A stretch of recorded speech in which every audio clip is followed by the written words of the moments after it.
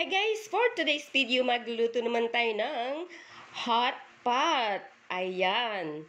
So, eto, umpisahan na natin. Una-una, naglagay na ako ng mantika. And then, ipiprito ko yung aking in-slice na pork belly na very thin. So, obviously, hindi masyadong thin yung fat.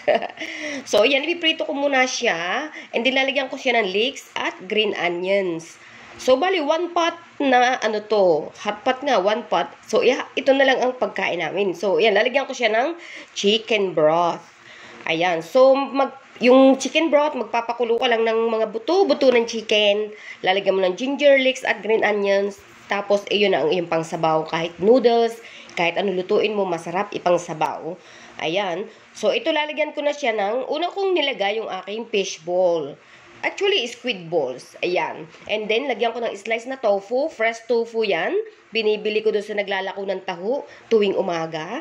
Ayan. And then, lagyan ko siya ng onions and garlic sa ibabaw.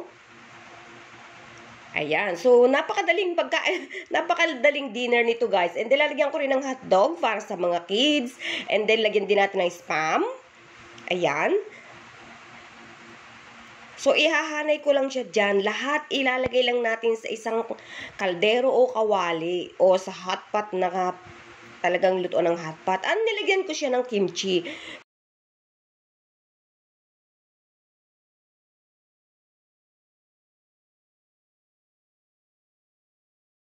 So, dagdag sabaw din at pampalasa talaga. And then, ikinaber ko siya. Ayan. Pakukuluin natin hanggang maluto-luto sila. And then, saka natin ilalagay yung seasoning. Nilagyan ko na siya ng paminta. Ayan. So, bali, kung may choice ka naman dyan, magawa ka ng sausawan, toyo, siya ng napa cabbage.